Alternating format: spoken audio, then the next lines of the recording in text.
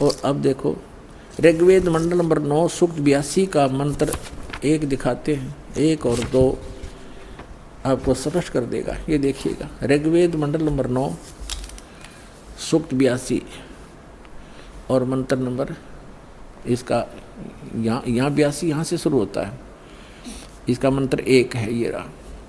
इसमें है कि वो अमर परमात्मा सोम माने सर्वोत्पादक प्रभु, सबकी उत्पत्ति करने वाला परमात्मा, प्रकाश रूप सद्गुणों की वृष्टि करने वाला, पापों का हरण करने वाला। महर्षि सिद्धांत कहता भगवान पाप नाश नहीं करता, और वेद कहते हैं पापों का हरण करने वाला, नाश करने वाला है। राजेव, राजा के समान राजेव। ये देखना हम 269 पृष्ठ पर पढ़ रहे हैं, नहीं तो नो कहेंगे दूसरा पृष्ठ बदल गया होगा। अब 270 पे दिखाते हैं आपको, ये 270 राजा के, तो उधर पढ़ दिया समान, राजा के समान दर्शनीय है, दसम देखण योगा है, राजा के समान है देखने में। पृथ्वी आदि लोक लोकांतरों के चारों ओर शब्दमान हो रहा है। वह है वर्णीय पुरुष को, अच्छे आत्मा, अच्छे भगत को, अच्छे व्यक्ति को, जो दृढ़ भक्त है, जो दृढ़ भक्त है, जो पक्के भक्त है, उनको पवित्र करता हुआ प्राप्त होता है, उनको मिलता है। जिस प्रकार विद्युत आकाशीय बिजली स्नेह वाले स्थानों को आधार बनाकर प्राप्त होता है, जैसे पहले वर्षा के दिनों में हमारे घरों में एक कांसी धातु होती थी, कांसी, उसके थाली बेले गिलास कटोरे हुआ करते थे। और हमारी दादी जी कहा करती थी हमारी माताओं से, चाची ताइयों से, कि बाहर जो थाली रखी होती, बेले रखे होते कांसी के, कहा करती इनको अंदर रखो, क्योंकि कांसी की धातु पर, थाली पर बिजली गिर जाती आकाश की, क्योंकि उसका अट्रैक्शन होता है। तो यहाँ यही कहा है, वेद बता रहे हैं कि वो परमात्मा अपने उन पुण्य आत्माओं को ऐसे प्राप्त, ऐसे आधार बनाकर प्राप्त होता है, उसका अट्रैक्शन होता है उन अच्छी आत्माओं, दृढ़ भक्तों में। जिस प्रकार आकाशीय बिजली धातु विशेष पर अट्रैक्ट होकर उसी पर आधार बनाकर आती है। बता के कसर छोड़ दी, क्या कमी छोड़ दी वेद ने बताने में। अब आगे देखो ऋग्वेद मंडल नंबर 9 सूक्त 82 का मंत्र नंबर 1 आपने पढ़ लिया। अब 2 में क्या बताया है, किस लिए आता है वो। हे परमात्मन, उपदेश करने की इच्छा से आप, ओहो, यानी ज्ञान देने के लिए, यथार्थ ज्ञान देने की इच्छा से आप महापुरुषों को प्राप्त होते हैं।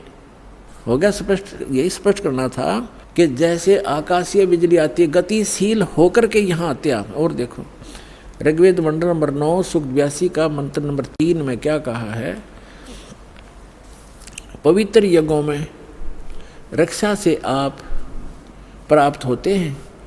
पृथ्वी आदि लोकांतरों में गति करते हुए, सर्वव्यापक नहीं, आप है, गति करते हुए, ये गलत लिखा है, इन अपनी सोच थोड़ी अड़ाई है। आप माने आप स्वयं गतिशील होकर विराजमान होते हैं। है आप स्वयं गतिशील होकर वहाँ से चल कर आते हो, ऊपर धूलोक के तीसरे पृष्ठ में रहते हैं, वहाँ से गतिशील होकर के आप हमारे यहाँ पर आते हो, अच्छी आत्माओं को मिलते हो। अब और ऋग्वेद मंडल नंबर 9 और सूक्त नंबर 54 का मंत्र नंबर 3 दिखाते हैं, देखिएगा ऋग्वेद मंडल नंबर 9 सूक्त 54 का और मंत्र नंबर 3 है।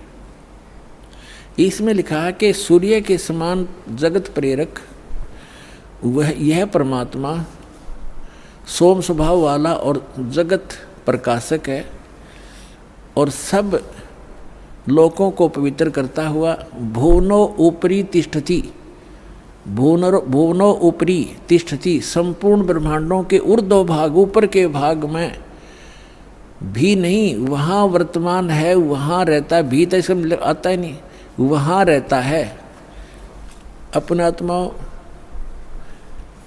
ऋग्वेद मंडल नंबर 9 सूक्त 20 और मंत्र नंबर 1 में क्या बताया है, ऋग्वेद मंडल नंबर 9 सूक्त 20 मंत्र 1 में, यो 20 मंत्र 1 में वह परमात्मा, यहाँ लिखना कबीर देव, ये कवि नहीं, ये कबीर देव, ये ऊपर लिखा कबीर देव, इस रे को इन्होंने यहाँ कबीर लिखना था, कबीर देव, वो कबीर परमेश्वर। मेधावी, यानी कहता कबीर परमेश्वर है, वह परमात्मा कबीर देव है। कबीर परमात्मा वह कबीर देव है जो सबका रक्षक है, विद्वानों की तृप्ति के लिए ज्ञान को देता है। विद्वान यानी वही आकर के वो ऐसा ज्ञान देता जिससे बुद्धिमान लोग तृप्त होते हैं, संतुष्ट होते हैं।